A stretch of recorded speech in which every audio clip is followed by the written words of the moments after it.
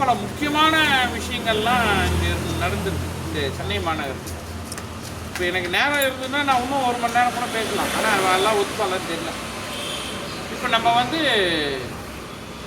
சுதந்திர போராட்டம் நமக்கு நேருவால் கிடச்சிது, காந்தியால் கிடச்சிதுன்னு சொல்கிறோம். ஆமாம், அது ஓரளவுக்கு கரெக்டு.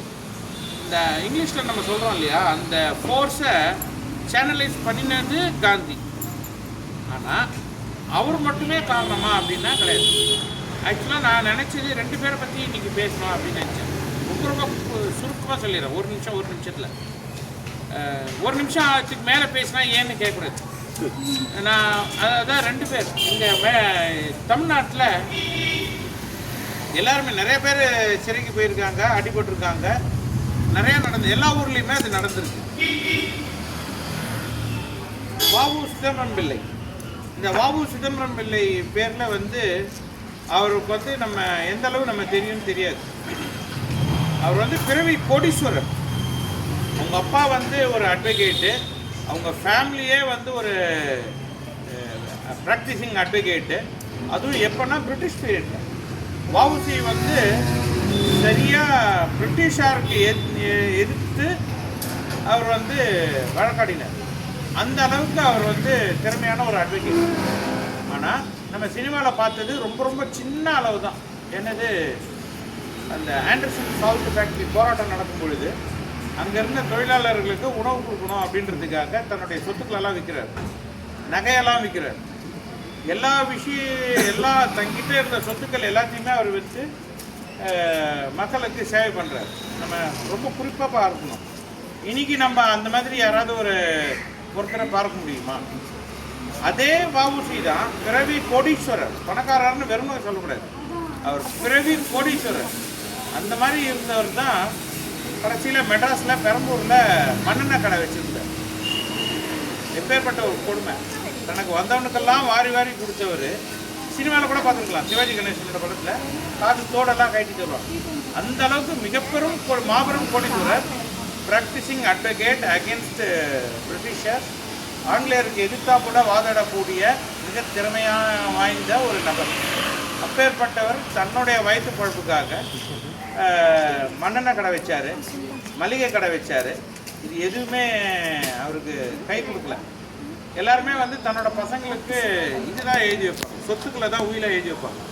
ஆனால் உலகத்திலேயே முதல்ல வஉசி தான் தன்னுடைய பசங்களுக்கு யாராருக்கு எவ்வளவு கடன் இருக்குது கொடுக்கணும் அப்படின்னு தன்னுடைய கடனெல்லாம் வந்து ஒரு உயிலாக எழுதி வச்சார். அந்த அளவுக்கு தலை சிறந்த ஒரு சுதந்திர போராட்ட வீரர். நமக்கு அவரை பற்றி தெரியுமா அப்படின்னா கொஞ்சம் கேள்விக்குறியானது. ஓரளவுக்கு தெரியும். அதுவும் ஏன் அப்படின்னா தேங்க்ஸ் டு சிவாஜி கணேசன். அவரால் நமக்கு ஓரளவுக்கு தெரியும், இல்லைன்னா நம்ம தெரிஞ்சுக்க போகிறது கிடையாது. இது ஒன்று. அதே மாதிரி இது ஏதோ தமிழ்நாட்டில் மட்டும் இந்த மாதிரி சுதந்திர போராட்ட வீரர்கள் இருந்தார்களா அப்படின்னா இங்கே முன்னெடுத்தது அதிகம், ஆனால் வட இந்தியாவிலையும் இருந்தாங்க.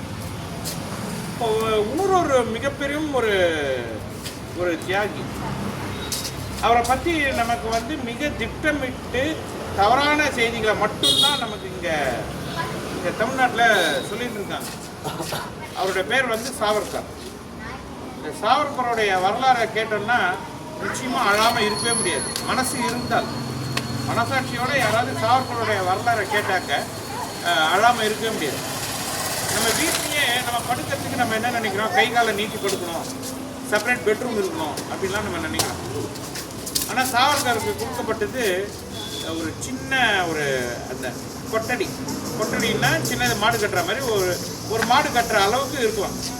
அதில் ஜன்னல் கிடையாது. மேலே உச்சாணியில் இப்போ இங்கேருந்து அந்த மேலே ஏசி அவுட்டோர் யூனிட் இருக்குது, அந்த மாதிரி உச்சாணியில் ஒரு சின்ன பொந்து மாதிரி இருக்கும். சரி, அவர் வந்து சாப்பிட்றதுக்கு என்ன அப்படின்னா ஒரு கேடு கெட்ட ஒரு உணவு ஒன்று ஒரு நாளைக்கு ஒரு வாட்டி தருவாங்க, அதுவும் தனிமை சிறை.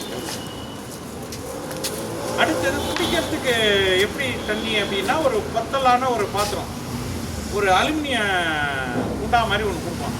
இது அதோட மிகப்பெரும் கொடுமை என்ன அப்படின்னா அந்த அலுமினிய குண்டாவை தான் அவர் வந்து சிறுநீர் கழிக்கிறதுக்கும் உபயோகப்படுத்தி வச்சுக்கணும், மலம் கழிக்கிறதுக்கும் அதை தான் வச்சுக்கணும். ஏன்னா அவர் வெளியே வர முடியாது. அவர் இருந்தது வந்து அந்தமான் ஜெயில் அப்படின்னு அந்தமான் ஜெயில் அதுவும் என்னென்னா தனிமை சிறை. பிரிட்டிஷ் லா வந்து என்ன சொல்லுதுன்னா, பிரிட்டிஷில் அவங்க இங்கிலாண்டில் அவங்களுக்கு ஆயுள் தண்டனை வந்து 15 வருஷம் அதிகபட்சமாக. இங்கே இந்தியாவில் வந்து ஆயுள் தண்டனை அதிகபட்சமாக 25 வருஷம். ஆனால் சாவர்கருக்கு மட்டும்தான், அவர் இந்தியாவில் இருந்தார் இல்லையா, 25 வருஷம். அதனால் இரட்டை ஆயுள் தண்டனை அவருக்கு மட்டும்தான் விதிக்கப்பட்டது, வேறு யாருக்கும். நம்ம அப்போ ஒரு ஆயுள் தண்டனை 25 வருஷம், இரட்டை ஆயுள் தண்டனைனா 50 வருஷம். அப்போ நம்ம யோசிச்சு பார்க்குறோம், 50 வருஷம் ஒரு நபர் ஜெயிலில் இருந்தாருனாக்க, தனிமை சிறையில், அதுவும் வெளி உலகத்தை பார்க்க முடியாது, அப்படி இருந்தாருன்னா என்ன ஆகும் யோசிச்சு பாருங்க. அதனால தான் அவர் வந்து எழுதினது வந்து அப்போ ஒரு பத்திரிகையை கையெழுத்து பிரதியாக நடத்தினார். அதுக்கு வந்து கரித்துண்ட செவுத்தில் கிறுக்கி தன்னுடைய கருத்துக்களை வெளியிட்டார். அதனாலேயே பெரிய பல கலவரங்கள்லாம் கூட நடந்ததா செய்திகள் உண்டு. அந்தமான் ஜெயில்னால் நம்ம நினைக்கிற மாதிரி கிடையாது, டிவியில் காட்டுறதெல்லாம் கிடையாது. இந்த இப்போ கூட அடிக்கடி ஒரு சினிமா ஒன்று போடுறான், வட சென்னை. அதில் எல்லா ஃபெசிலிட்டியும் இருக்குது ஜெயில் உள்ளுக்குள்ளே. இனிமேல் வீட்டோட அங்கே ஃபெசிலிட்டி ஜாஸ்தின்னு நினைக்கிறேன். ஆனால் அது கிடையாது அந்தமான் ஜெயில்ன்றது. குடிக்கிறதுக்கு தண்ணி இருக்காது, குளிக்கிறதுக்கு தண்ணி இருக்காது, வெளி உலகத்தை பார்க்க முடியாது. நம்மளே வெளி உலகத்தை பார்க்காம வீட்டுக்குள்ளே இருந்தோம்னாக்கா என்ன ஆகும்? அந்த மாதிரி இருந்தால் ஒரு மிகப்பெரும் தியாகி. ஆனால் நமக்கு இந்த மாதிரியான தியாகிகளை சொல்லி கொடுத்துருக்காங்களா அப்படின்னாக்க நமக்கு தெரியாது. நமக்கு ஒரு சில பேர் தான் தெரியும், அவர்களும் தியாகிகள். ஆனால் இந்த மாதிரியான தியாகிகள் இது மட்டும் இல்லை, இது ஏதோ அங்கே மட்டும் நடந்ததா அப்படின்னா கிடையாது. நிச்சயமாக இந்த பெருங்கலத்தூர்லேயும் உண்டு. பெருங்கலத்தூருக்கும் பல வரலாற்று சிறப்புகள், மிக பெரும் வரலாற்று சிறப்புகள்லாம் உண்டு. உங்கள் எல்லாருக்குமே தெரியுமா, நந்திவர்மன் 2 வந்து இங்கே தான் அவரோட போர் நடத்தினார். எங்கன்னா மணிவாக்கத்தூர். நமக்கு இது வரைக்கும் நமக்கு யாருக்குமே தெரிஞ்சிருக்காது.